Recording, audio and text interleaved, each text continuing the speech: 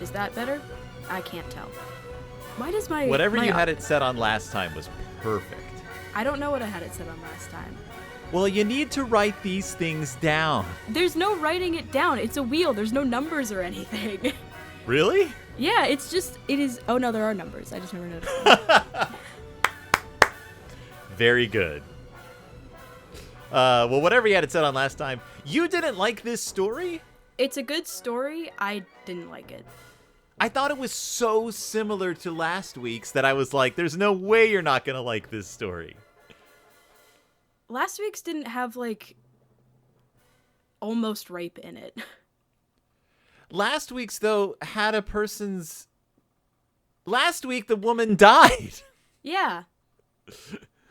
That's worse than not dying. Incorrect. The sexual politics in this story are weird, and we'll get to that because it has like a switcheroo, seduction, assault, I stole your leg ending, and it's all about identity and liberation and intelligence, and it's all over the place. I didn't like it. I liked it. It reinforced everything I believe about the world. I'm kidding. I'm kidding. I thought it was a good story, and I thought it was well written, and it definitely has a place in literature. I'm not going to read it ever again. You're not going to read it ever again. No, it wasn't until I was sitting and reading this story for like the second or third time that I was like, I think I've read this story before. And I flashed back to having read it in like high school, not for a class, but like on the recommendation of someone. Like, you want a weird story, read this. And not realizing it until like the second or third time I was reading it. And I was like, that artificial leg ending, I have read this before. Either that or someone just told me about it. In any case, who are you and who am I? I'm Willow. And I'm Phil, and it's Del Toro time. What a weird... Happening? That was odd. That was off. That was strange. What is a ventriloquist dummy? Not whatever you sent me. What is a ventriloquist dummy? I do want to show what... So because I'm a dork, I entered into... I needed a picture of people hugging in an emergency room for work, or like a... And so but I also wanted to be a little sneaky, a little cheeky, and I wanted a ventriloquist dummy hiding in the background. And so I entered into the prompt, people hugging in a hospital waiting room. Also, there's a little ventriloquist dummy in the background, barely perceptible. And instead, I got this like horror show. I don't know what Midjourney thinks a ventriloquist dummy is, but whatever it thinks, this is not a ventriloquist. None of these are Which of these four do you think are the most ventriloquist dummies? None. Zero. We have... Maybe, I think the one next to that one. We have Cenobite Dad, who has a nice suit on. And pine cones in his pocket. He does. We have Skin Puppet, a puppet made of skin. We have Skinless Bear. We have Five Nights at Freddy's if instead of animatronics it was skin. Right. A skinned Five Nights at Freddy's. And we have the White Witch. What's her face who played the White Witch in the Lion, the Witch, and the Wardrobe movie. So I can't think of her name. We have a Tim Burton character brought to life. Right. As opposed to all the other Tim Burton characters who've been brought to life, because he does live action movies. We have a stop motion animation. Right, puppet. The little boy she's comforting. I love that his sleeve is ripped in some way. I love that it's like something. His sleeve isn't ripped. He's wearing like a band. But none of these people in the waiting room seem concerned by any of these monstrosities. In fact, they seem downright pleased. To be fair, it is AI, and it is AI. It doesn't know anything. There's too many hands. There's a weird number of fingers. AI. In any case, we're not talking about that, but I I was amused and delighted by what happened with those characters. What are we talking about? We're talking about Good Country People. By Flannery O'Connor. the Big F herself, Flannery Stop O'Connor. calling her that. The Big F. We love her. That's what her friends and relations called her. Here comes the Big F, they would say. Flannery O'Connor. Do you know anything about Miss Flannery, Ms. Bannery O'Connor? No. Did you know that she lived in a place called Milledgeville, which is like the most. That doesn't sound real. Yeah. So she was born in 1925. She died in 1964. So like she died at the age of 39, I believe, of lupus. Was it lupus? Something like yeah. Which like totally just slowly over her life like made it so that she couldn't walk. She had all kinds of health problems.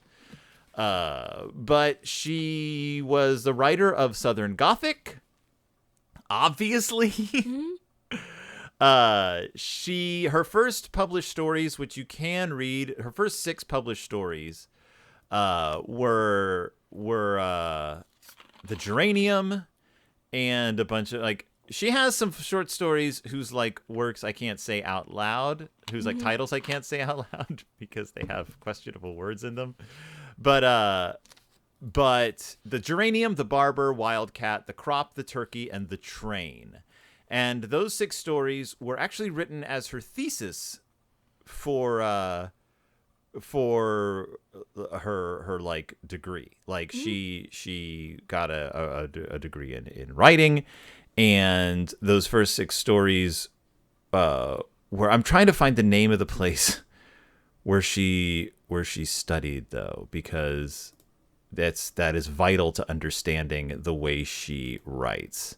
Her education was at, God dang it, she had quite a life. The Iowa Writers Workshop. That's what it was. Iowa Writers Workshop, which is a master's program in Iowa, and it influenced the writing of a lot of very famous writers in the 20th century.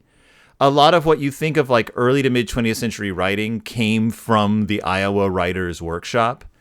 And part of the influence of that, especially in her earlier works, can be seen in the fact that they teach you to write about characters without in any way judging the characters.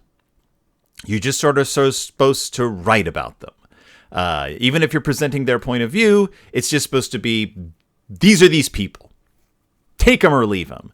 So a lot of her early writing, especially, was about pretty loathsome people.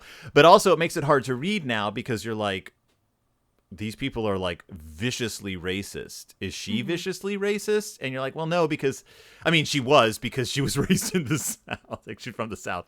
But it's just because she was like, here they are, warts and all. You figure them out.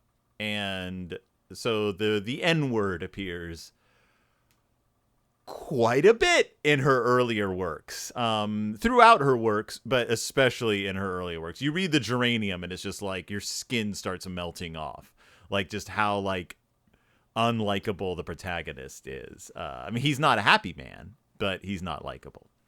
So that kind of carries. What you're saying is that I shouldn't read any more of her writing.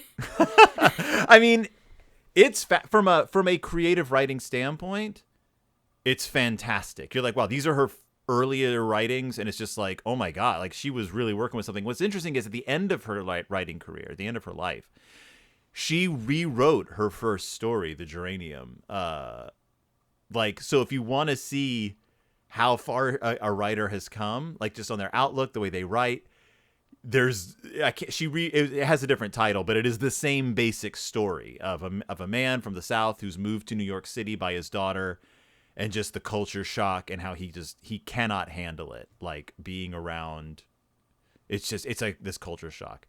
I just can't stand reading about characters that I hate. Right. It's hard. But that's what she's doing. She's painting a picture of the South, warts and all, and it's hard to read at times. Why is my phone ringing? Oh, it's my alarm. It says record with Willow. So I think we're doing that. So this story, though, came much later in her career. I say much later. I mean, she didn't live very long. It came in 1955, as opposed to like the beginning of her writing career, which was 1952, like 1950, like the late 40s, the early 50s. Yeah, 1946 was when her first stories were written, but the early 1955 was when A Good Man Is Hard to Find came out, and that's when people like really noticed her. So that's where this story was first published, 1955. I won't tell you the name of the UK edition of this book because it had the N-word in it. Oh, Lord. So which is the name of one of the stories. It's about Jim Crow, and it's it's harsh, but Southern Gothic story. We'll get into some of the major themes and stuff in this story, which I really liked, but you did not like. But what is this story? What is Good Country People? What is Good Country People about? Because we're talking about psychological horror again, Medusa and the Shield. And what is this story kind of about? Well, the narrator of the story it's a third-person story. Uh-huh. The focal character is Mrs. Hopewell, Mm-hmm. at least at first. And she's this sort of... I don't really know how to describe her. Kind of, she only speaks in platitudes. Yeah. Like, she's nice. No, She's nice. No. But I mean, like, she's nice. She's not, like, thoughtful or kind. She's nice. She's not kind, yeah. I wouldn't really even say she's very good at being nice. She's polite. Right. She just kind of wants everything to just kind of be the way she thinks things are supposed to be. Yeah. Yeah. And she has... I thought Mrs. Freeman was going to be more than she was. Like more of an active character? Yeah. Because they spend so long talking about her. Right. She's a fascinating person. Mm-hmm. Yeah. Because Mrs. Freeman and Mrs. Freeman's husband are like the tenant farmers. Yeah. Yeah. Who live And on their land. Mrs. Freeman... We only ever hear about Mrs. Freeman from Mrs. Hopewell's perspective. Like, we don't ever get any of her own thoughts. Which makes me think that Mrs. Freeman is responding to Mrs. Hopewell's platitudes with platitudes of her own just because she doesn't want to be around this other woman. Well, if she doesn't want to be around the other woman, though, Mrs. Freeman also just shows up all the time. Yeah, it's uninvited and just sort of stands around. It's like she doesn't actually want to be around this other woman, but she wants to keep, like, the land or whatever. Yeah, it's hard to say. Mrs. Hopewell owns a farm, and they have tenant farmers they rent it out to, the Freemans, who came highly unrecommended. Yep. Mrs. But we're the only applicants, I believe. And but they specifically were like, previous farm owners were like, we do not like Mrs. Freeman. Nothing she's done, really. We just don't like this woman. You will not like her. And Mrs. Hopewell's like, well, I don't have much of a choice. But what's interesting is like the psychological games. Because she's like, one thing Mrs. Hopewell is good at doing is taking perceived flaws in a person and turning them to her advantage. Yeah. Which I find like that's a fascinating character to me, is this sort of very nice woman who just nobody gets to her because she's like, fine, you're going to be this way. Well, I'll play that aspect of your personality against you. Like, so that doesn't matter. Yeah. It's a weird story. But Mrs. Hopewell has this daughter named Holga, she's exclusively referred to as Joy for the first like half of this story. Then you find out she changed her name. And Holga is 17.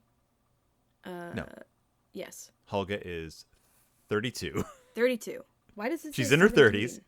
Where did I read Nope. 17? She says she's Oh, 17 okay. to the guy. No, Right. she is 32. a 32-year-old Right, she has a woman with PhD in yeah, she has a philosophy. doctoral degree in philosophy. Mm-hmm.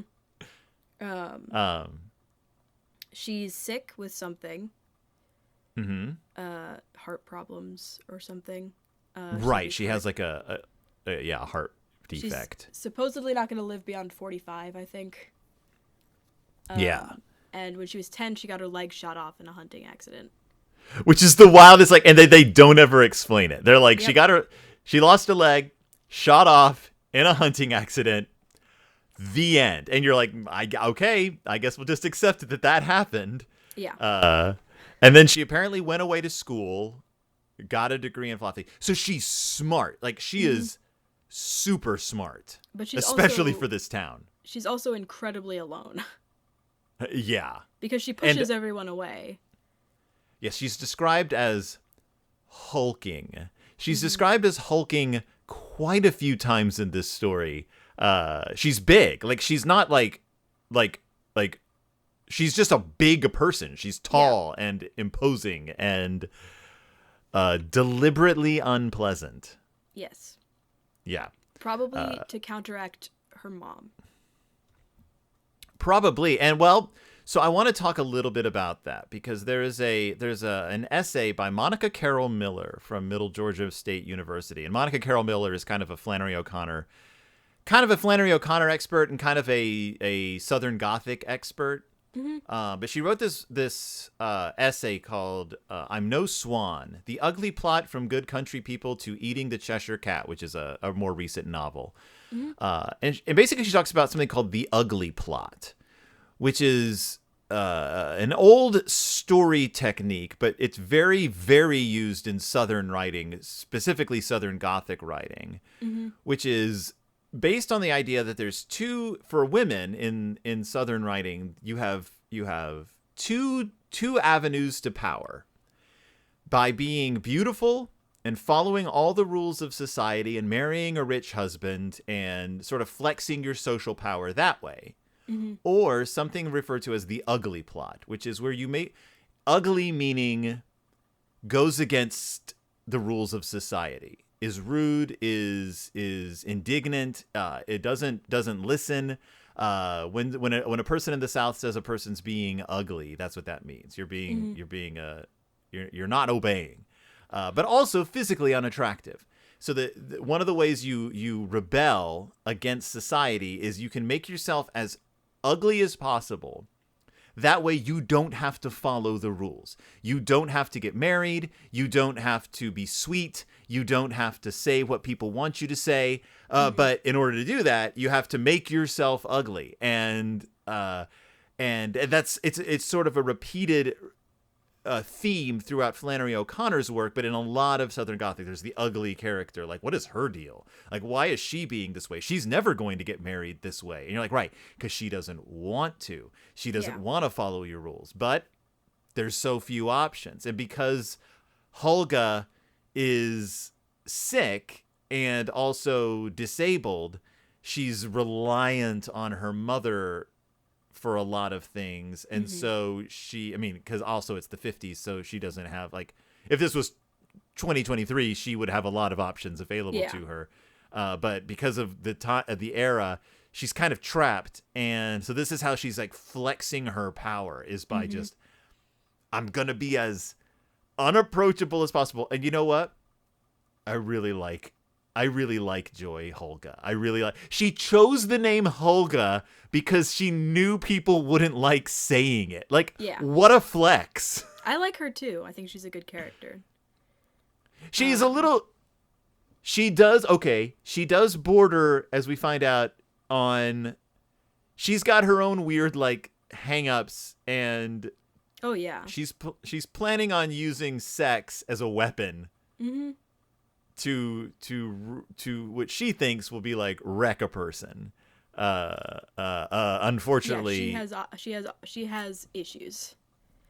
Unfortunately for her, there's another character who enters the story who has even bigger issues, has even bigger identity issues and is also planning on using their whatever to manipulate another. Like, she thinks Holga is the most likable character in this story. Right, and that's not saying much. But I really want to parallel her with the woman from last week's story. Okay. I can't think of her name. She had an unusual name as well. Honorine. Yes, Honorine. Yes. Honorine, yeah. Who was also a woman in a very unfortunate situation who suddenly got this, like, figured out how to get power and had it stripped away from her by a manipulative man.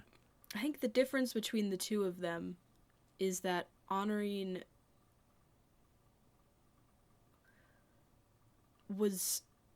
she didn't, like, seem to put other people down.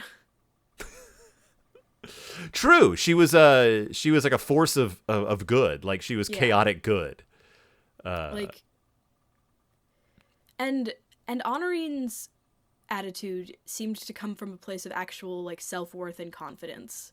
Mm-hmm. Holga's attitude seems to come from a place of self-loathing.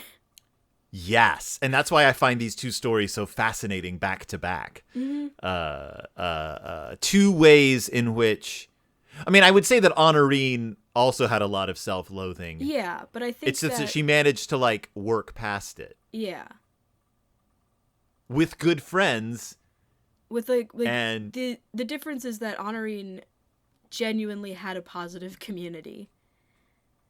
In, like, the form of the women who she visited. I'm not going to say her family because that's a complicated mess. But she seemed to have actual people who were, like, genuine. I'm not even going to say genuinely nice. They were just genuine. Right.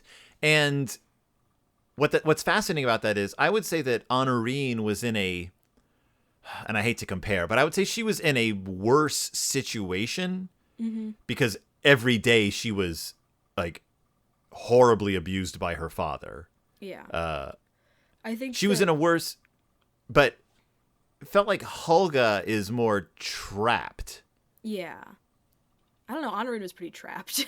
She was pretty trapped too, but obviously Honorine found a way to get out. Yeah. Like, Honorine had the ability to experience society outside of the household, where it seems like here in this story, it doesn't matter where she goes, everybody acts this way.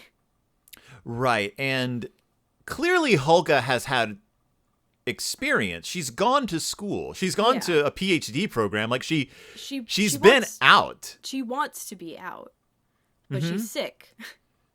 Right. And she also considers herself way above everybody else. And I'm not saying that in, like, a judgy way, like, oh, she thinks she's so much better. She is so much smarter than everyone.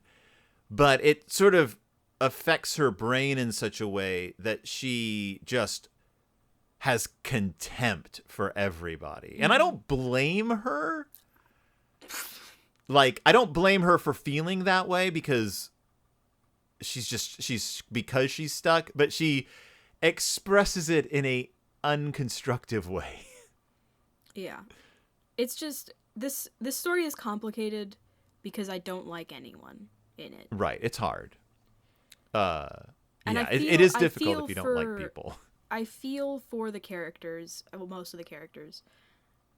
I feel for her. I think that this story says a lot about attitudes around sex and societal norms. I have a really hard time reading about this sort of stuff. Mm-hmm. Specifically, the part where she suddenly, like, realizes that she's completely powerless against this guy. Like, that's pretty high, like, low on my I'm willing to read this. Yeah. So what happens is a Bible salesman shows up. And Flannery O'Connor does a really good job on a first read of making this guy seem like Goofy McGoofball who just goofed off the goof truck. Like, he's this aw shucks, super religious, skinny kid who's like, well, I'm just selling Bibles door to door and yeehaw and Jesus. And he's so annoying, but they can't, like, the mom is just like, well, come on in, have dinner with us.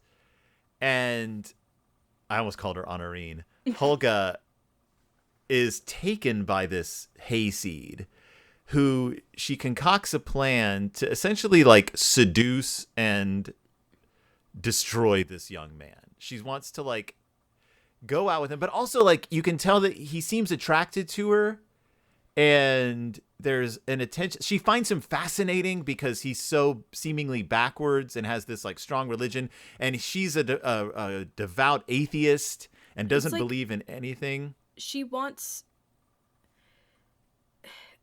from what I got from it, it was like she wanted to seduce him in order to make him more like her. Yeah, because she thinks she's a nihilist. Mm-hmm. And that's a big clue right there, is she thinks she's a nihilist. She thinks nothing has any, like nothing is worth anything. She thinks nothing matters. Yeah. She thinks nothing matters, is it? What happens, though, is that at the end of the story, she encounters an actual nihilist, mm-hmm. an actual sociopath who doesn't believe anything matters. And because that's what it is he is actually would you even say he's a con artist? He's like he's soulless weirdo. Like, she ends up thinking she's lured him into the barn and she's gonna like bangarang with this guy. They get up to the hayloft and he opens his Bible and he's got like condoms and booze, and that's when he just like completely jokers out on her, and he's like, oh no, I'm not this at all. I am actually a sociopath. And I thought he was going to kill her.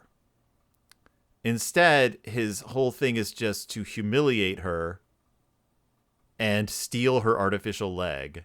Yeah. He takes the leg. He's stolen, somebody's eye? Yeah. He's basically Rocket Raccoon, only it's not funny. He steals, like, prosthetics from vulnerable people mm-hmm. and leaves. Like, that's it. He just leaves. Yeah. It's almost like Flannery O'Connor knew this is actually worse than if I had him do something obvious. Like, there's something so much grosser about how he knows how to hurt somebody. And he was definitely planning on sleeping with her, though.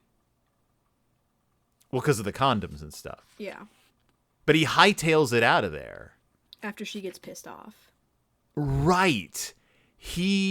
There's a script he wants her to follow. Like, it gets into real serial killer like territory. Yeah. There's a script he wants her to follow, but she doesn't. And like, I could almost see a sequel to this story where she's like pursuing this guy. Like I need to find this guy and like end his like reign of terror. Like this is almost like the prologue to a like a detective story, because this is like her like traumatic past, like what happened with this guy. But yeah, he hightails it out of there, and the mom doesn't see it happen, but Mrs. Freeman sees him like leaving the forest, and she's like, oh, he must have been preaching, like proselytizing to like the black people who live beyond the forest. And what we're left with is there when that happened. She's the one who saw that. Yeah. Oh, she's the one who saw it? Okay. I thought it was just Mrs. Freeman is the one who says, some can't be that evil, some can't be that simple, I know I never could. A really enigmatic line, like, some can't be that simple. And it's like all the analyses of this story are like, who is she referring to? Is she referring to the situation, to Holga not being that simple, to like, what is she referring to? Speaking of Mrs. Freeman, nobody calls Hulga because they all hate the name or they think it's weird. They continue calling her Joy, except Mrs. Freeman, who suddenly starts calling Hulga, and Hulga hates it because Mrs. Freeman manages to say it in such a way that Joy feels like Hulga feels like Mrs. Freeman has figured something out about her or sees through her in some way. Because Mrs. Freeman also likes her leg. Yeah. There's a manipulation happening between Mrs. Freeman and Mrs. Hopewell that is parallel to our Bible boy, Manly Pointer, and Hulga. And these names are so transparent, like Mrs. Hopewell. Yep. Mrs. Freeman. Manly Pointer, which everyone points out is he's manly and he has a penis. Yep. Like that is literally his name. Is like his name may have well have been like Guy Dickwell. Yep. Like it's just, which isn't his name. Like that's a fake name. Everything is made up. I can't remember. Oh yeah, and what genre of literary whatever this is, but there's a specific like thing that some writers do where they just name characters. Yeah, Goodman. Like this. I can't remember which specific artist we covered in my class that did that, but yeah, that sort of allegorical. Like you get it. Like, we're not trying to be subtle here. Like Joe Everyman, and but we didn't mention that Mrs. Freeman has two daughters, Glenise and Cara May. Cara May is 15-year-old, married and pregnant, and Glenise is unmarried but popular with the boys, and has already has a proposal. She's 18. And I appreciate Flannery O'Connor including these, like, just they're only mentioned, but we get to see that as unhappy as she is, Hulga is still in a better position in society than Cara May and Glenise are. Like, she still has some options.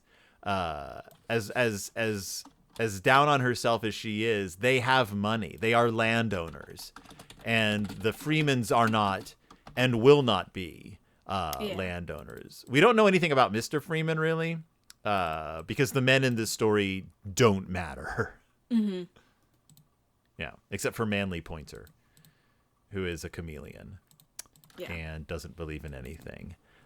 Because you kind of have to read a little bit into it unless you just sort of know about this kind of stuff. But many of the philosophers that Hulga quotes, and she's one of those people who will like quote things just to confuse people who haven't read stuff and like just get out of the room, which is kind of, a good tactic. But she'll quote philosophers. Almost all the philosophers she quotes are religious philosophers. There's this thing where it's like she's an atheist and a nihilist, except that the philosophers she seems to read are all people who their philosophies fall apart without a belief in God. Like, it's little hints like that. Flannery O'Connor, by the way, huge Catholic, like very religious woman, but who was constantly exploring like the limits and the problems with religious societies, like, but who also was very religious herself. So there was this push and pull there between her beliefs and her writing. But yeah, Hulga's a complex character who chose her own name, and it's interesting that you can also in a modern analysis see her as like a character. You're exploring ideas of identity and self-identity, and I have chosen a new name for myself. I choose to see myself this way, and I want to present myself to society this way, as opposed to someone like Manly, who is actively deceptive in the way he presents himself. Like, there's that. If you want to read this as a I don't want to say a trans narrative, but a like a gender narrative almost, as like there is a difference between deception and identity. And this story splits that right down the middle and like shows you like, she is disrespected in the way she has chosen to see herself and has asked to be identified versus the man who is literally trying to fool you into thinking he's something else. Mm-hmm. And that's evil. What she is just sometimes annoying because she's just kind of an annoying person. I think that she reads like a 17-year-old. Oh yeah, there's what's like a serious case of Arrested Development going on here. Yeah. Oh yeah, no. When she says I'm 17, I'm like, yeah, I have no trouble believing that. Mm-hmm. What's your hint? What's your clue? The way she uses philosophy. To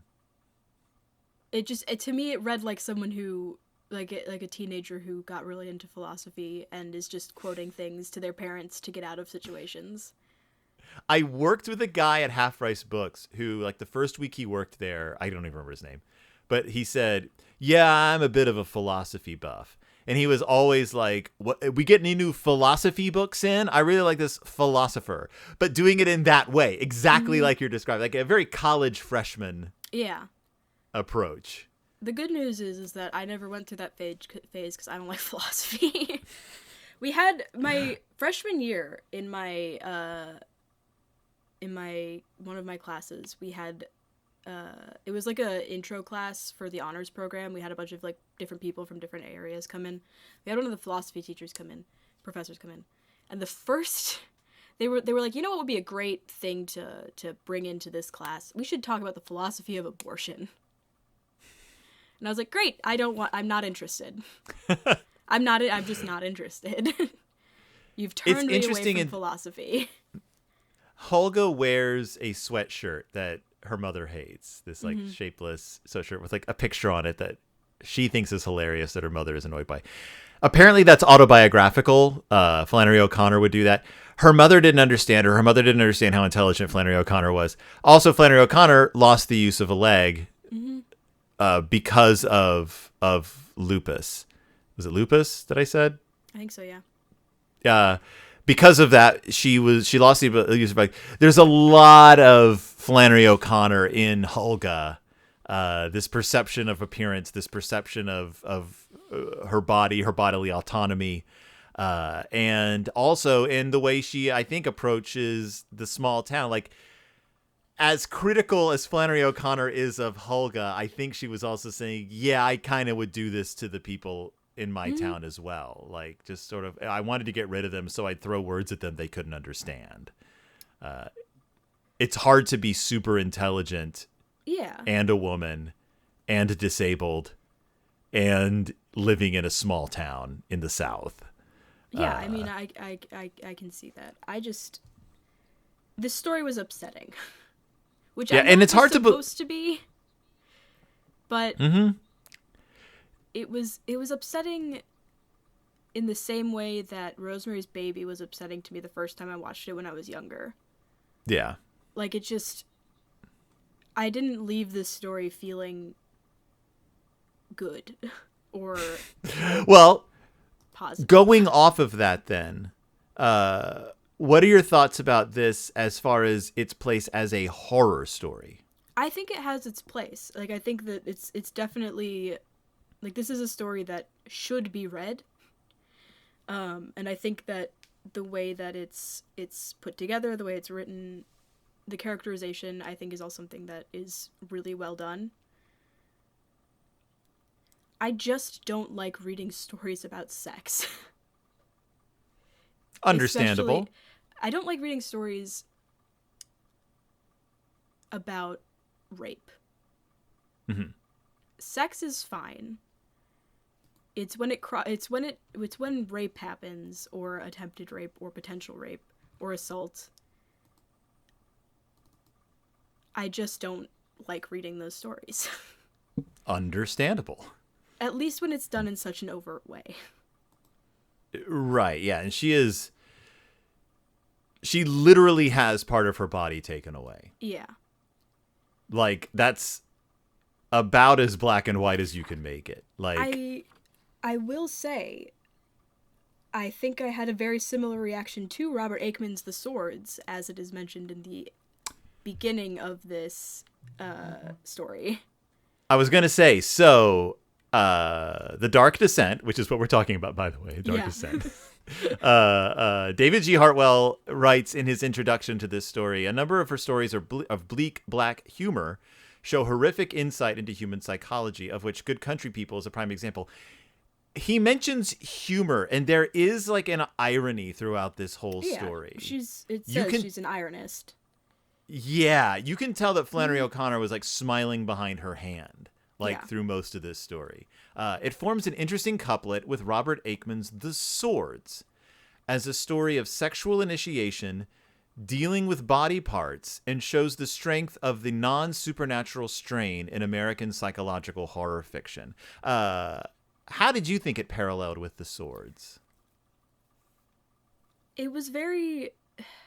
I can see the similarities, or the nons. I don't know how to describe it, really. It definitely paired well, I think. It left me feeling very similarly. Because, I don't know, both of those stories just upset me. It's interesting that he uses the phrase sexual initiation, because she is definitely sexually inexperienced. I think she says she's never been kissed before when he kisses her. Right. That was the part that threw me off first. Like, that was the part that kind of made me feel icky first. When he kisses her. Because, like, she talks about how she was planning on seducing him, and then suddenly, like, he just kisses her, just out of nowhere, it seems. Right. And I'm like, oh. Because they're talking about God. She says she doesn't believe in God. And then he says, that's very unusual for a girl. And then he, like, grabs and kisses her. Yeah. And I was like, wait, stop. And it says, the kiss which had more pressure than feeling behind it. Right. Because he's a sociopath. Yeah. But even at that moment, you could be forgiven for thinking this guy just didn't know how to kiss. Because we're still at the part where you're like, how messed up is this? How messed up is this guy? I had bad vibes from him pretty much from the start. What's interesting is once I knew how it ended, and then I went back and reread it, it's very obvious. Like, she drops so many clues as to this guy's motivations through everything she says about him and everything he says to them. Well, as soon as they were like Bible salesmen, I was like, okay, so this guy's just gonna say anything that he thinks that these people want to hear. That's the lens that I was reading this through. But he's not pandering. He's annoying and unpleasant, and to such a degree that I was like, well, this guy's got to be legit. Nobody would think this is, and they don't buy any Bibles, and he's like, I guess I don't, because obviously his goal is not to sell Bibles. I don't know. I just didn't, like, I kind of forgot about the Bibles, to be honest. Like, that wasn't, like, I don't think he was actually sick. No, God, no. He knows. He's clearly been like doing. Yeah. Because he introduces himself and he gets the mom's name wrong, her last name. He calls her Miss Cedars because, like, that's the name on the outside of the house. But then when she introduces herself, a few lines later, he says, "Oh yeah, I know this because the people in town said that about you." And you're like, "Oh wait. He knows her name. Like, does he know her name? Is he lying? Like, what's going on?" Oh, he obviously knows the entire story of these people. He's been asking around town. He's a sociopath. He's gotten all their information so that he can pull off this scam. Yeah. It's so no, he's not sick. He's a scam artist. It's just, I don't know. I didn't he just gave me bad vibes from the start.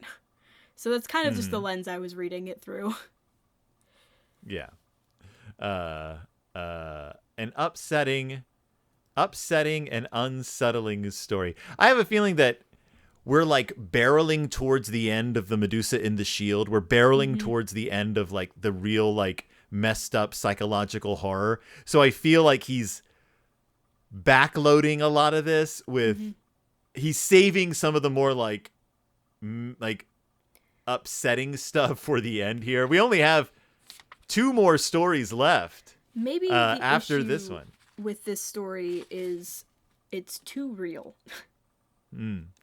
Yeah. Like yeah. I've had my experience with men. It's too real. Too real. And I don't want that in my stories. Well, then let's hurry up and get through the psychological section of The Dark Descent. Yeah. And speaking of barreling through this, what is our next story? Macintosh Willie by Ramsey Campbell. We haven't read Ramsey Campbell. Ramsey Campbell, who is still, I believe, alive. Hey, this is another sword that's another story that's being compared to Robert Aickman's The Swords. It is? Yeah. Well, bully for us. Ramsey Campbell's still alive, 77 years old. He pops up every now and then on Reddit, in the horror lit community. He'll if someone talks about Ramsey Campbell, he'll sometimes jump in and be like, "Hey, you're talking about one of my stories," or I guess he'd be like, "Hello, you're talking about." He's British. He's from Liverpool. "Hello, you're talking about one of my stories. I'm Ramsey Campbell. I'm from Liverpool." I hope he never hears this. Oh, he'll listen. And I'm going to talk like a Liverpudlian all through next week's episode. No, just you're in not. Case You want to know why you're not? Because I won't be there if you do. What if Ramsey Campbell listens to it and he's like, "Oh, ho, ho. I sure do like listening to people do funny Liverpool accents." I don't even know what he sounds like anymore. He is 77 years old. For all I know, he was born in Liverpool, moved somewhere else. It doesn't sound at all like a Liverpudlian. Ramsey Campbell was written, I love Ramsey Campbell. Started out as a student in the H.P. Lovecraft school. Immediately moved over to like many different wild things. I think I've still read writing, one of his still stories publishing. Before. What'd you say? I think I've read one of his stories before. The name is familiar. You've read so many collections of short stories. You most likely have. Yeah, and I probably did last year in my class. Because quite a few of the people in there were horror nuts, and we shared short stories and stuff. So, yeah, I mean, his most recent novel was just published, and his first novel was like 35 novels ago. So, we love ourselves some Ramsey Campbell. So next time, what is it called? What is the name of the story? I already said what it was called. What? Macintosh Willie.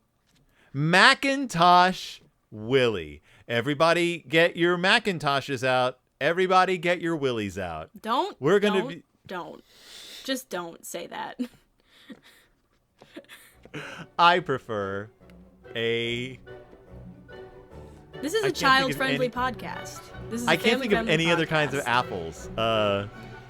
What's another tango. kind of apple? I prefer a sweet tango Willie. Nope. Is that better? No. Until next time, when we take a big bite out of that Macintosh Willie. Stop. Macintoshes aren't even popular apples anymore. Like, I don't even... I don't remember the last time I even heard someone say Macintosh apple. Like, never? Because that's why Macintosh computers and Apple computers, that's where the name comes. In any case.